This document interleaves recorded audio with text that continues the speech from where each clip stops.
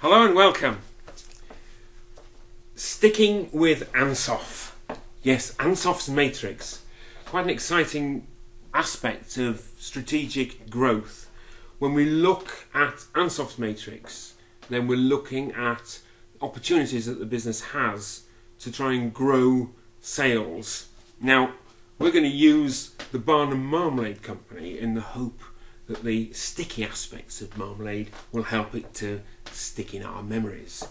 Now, when we start and look at Ansoff's matrix, then we can be drawn into the four main quadrants that make up the matrix: the market penetration, product development, and so on. But what I want to look at to start with are the axes. Now, we've got two axes.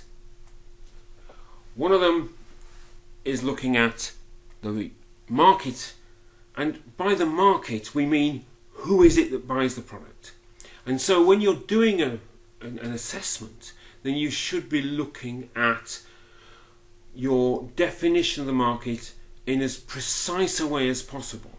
Now, when we look at the Barnham Marmalade Company, you'll see exactly what I mean by that, because we're not just looking at people, we're not just looking at people who eat toast, we're looking at something a bit more than that.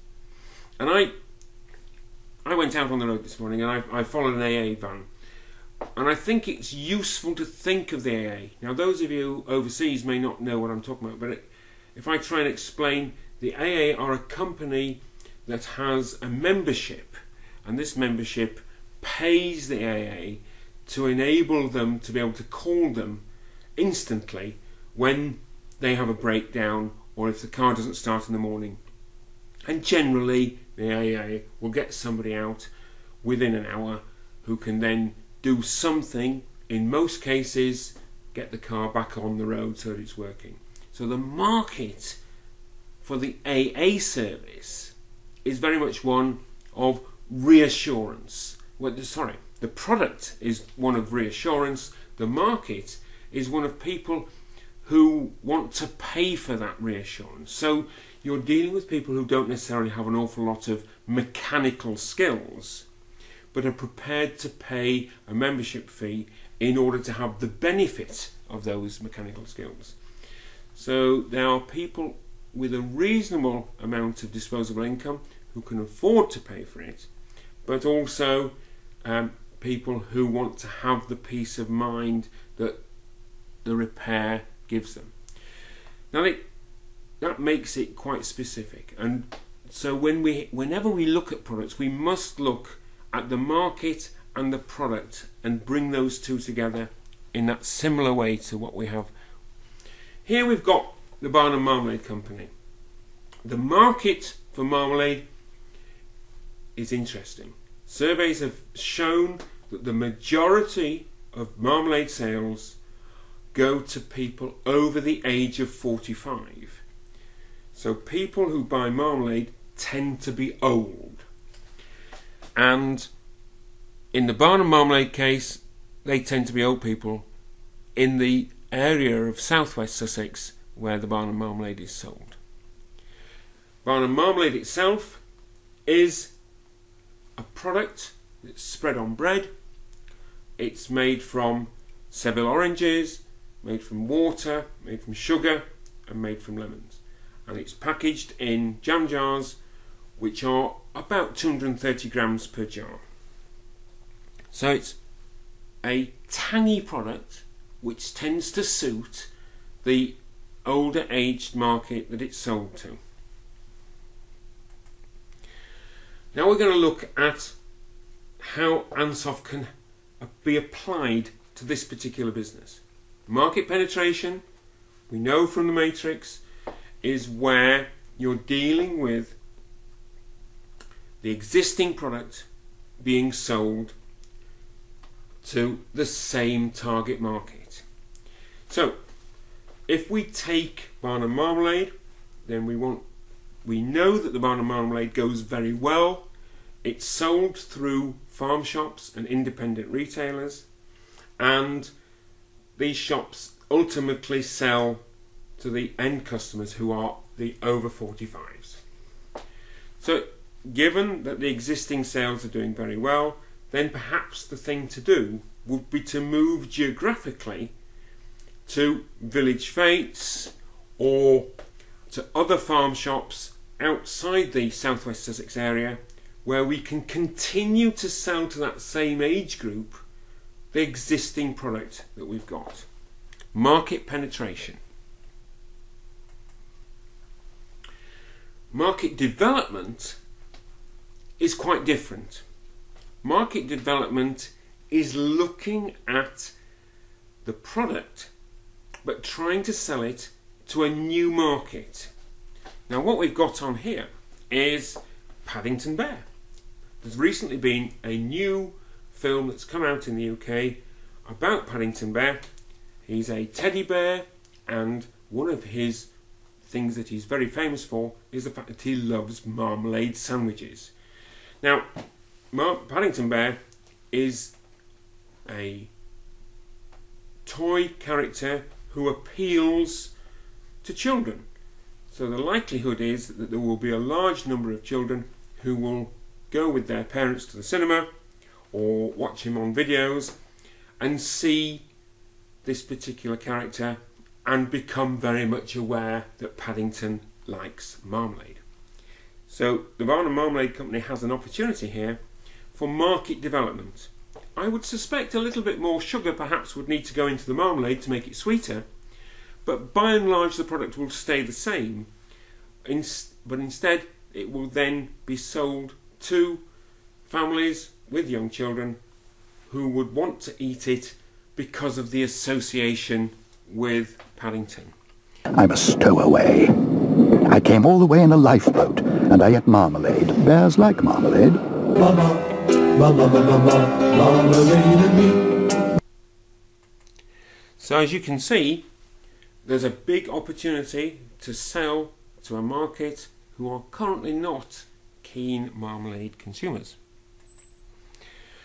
Product development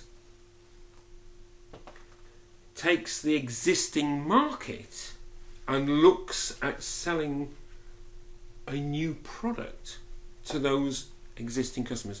We know these customers are happily putting their hands in their pockets and paying for the Barnham Marmalade. So these are our target market, and they are satisfied, and in selling to them we have generated a sense of brand loyalty. So what we would then want to do is to see if they would put their hands in their pockets again and buy chutneys, pickles, jams, because these would be other products that would be associated with marmalade but are new products being sold to an existing market. So this is called product development, and it's often used as a way of taking a business forward.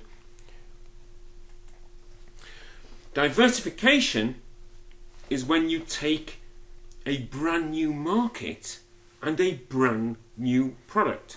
The Barnham Marmalade Company has had a tradition in manufacturing marmalade and has a tradition in selling that marmalade to their over 45 age group customers.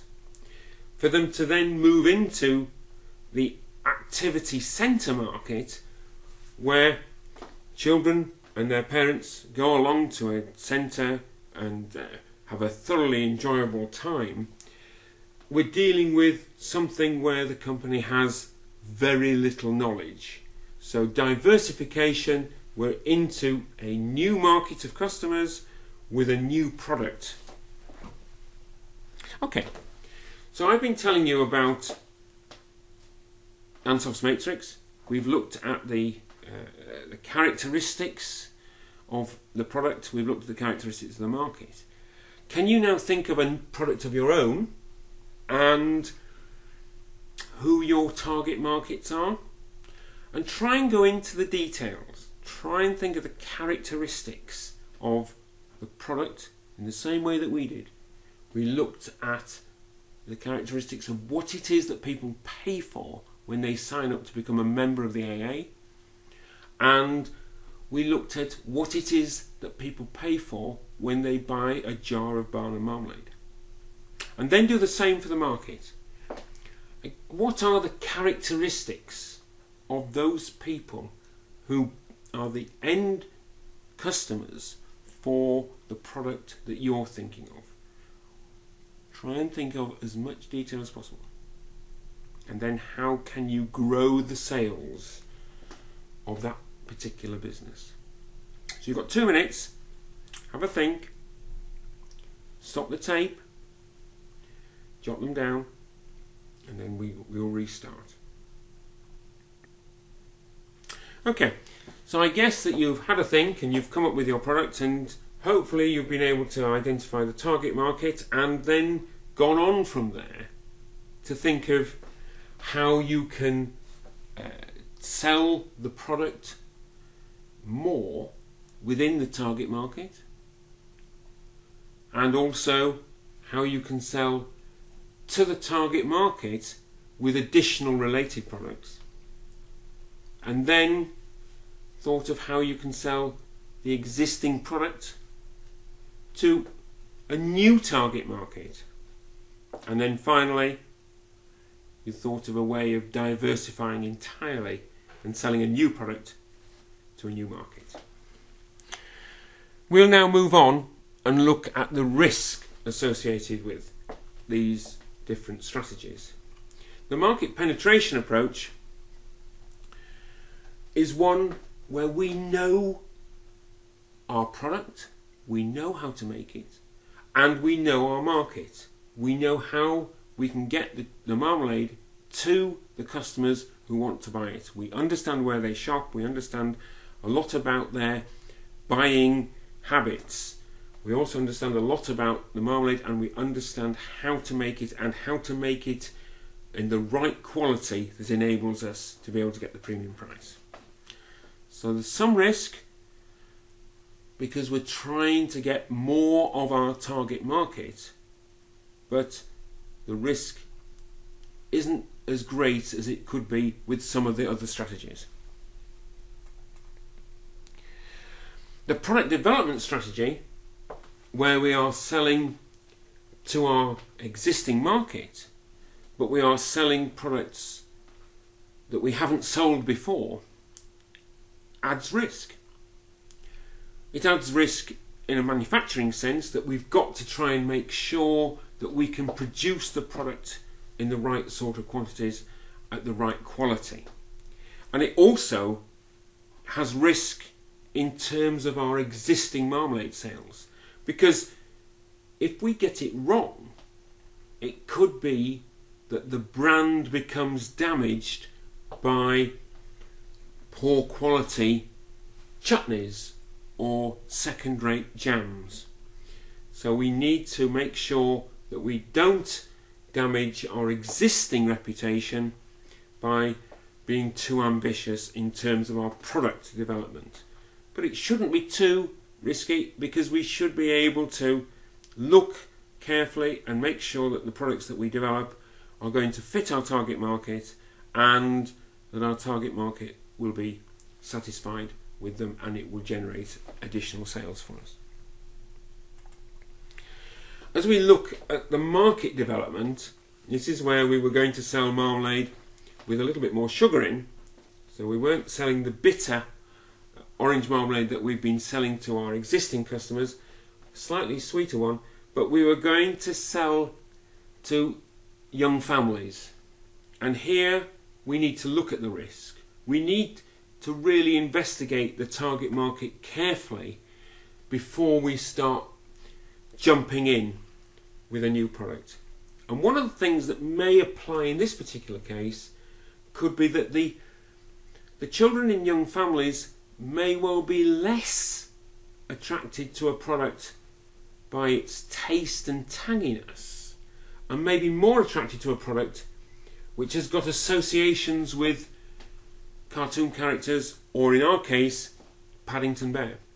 And it could be that we identify within our research that the thing that we need to do is to take a license from the trademark holder for Paddington Bear, in order that we can then launch the product as the Paddington Bear marmalade rather than a sweeter Barnham marmalade. We don't know, but that's the risk, and that's the risk that we need to investigate. We know how to make the marmalade, we just need to know how to get that marmalade bought by this new target market. And in diversification, we really are bombarded with risk from all quarters. To start with, we've got the risk that we don't know our target market well, and we don't actually know how to provide the product. We've got no track record or experience in either area. So this is the riskiest of all four. So how risky is each strategy? Basically, the market penetration one is the least risky because we are dealing with an existing product being sold to an existing market. We know both. On from there, product development is probably slightly lower risk than market development. We are dealing with an existing market, so we know our market reasonably well. We are simply trying to sell them an additional product. And then market development, well, we know our product, but we're now trying to sell that product to a new market. And the highest risk is diversification, where we've got a new product in a new market. Right, what do you know? Can you answer these questions? What are the two key aspects of sales growth?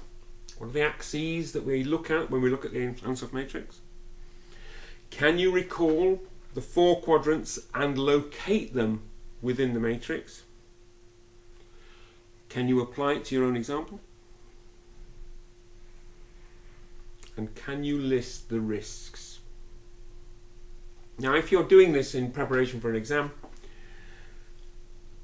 I wouldn't necessarily worry about getting the new and existing points on the matrix in the right place, just so long as you remember what new and new relates to, what new product and existing market relates to, and what a new market and existing product relates to.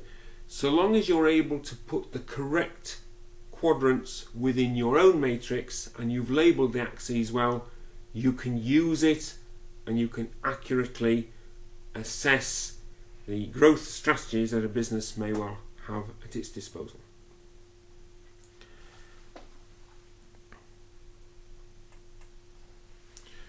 Thank you for watching. I hope it was worthwhile, and we now need to feel how Barnham Marmalade should grow.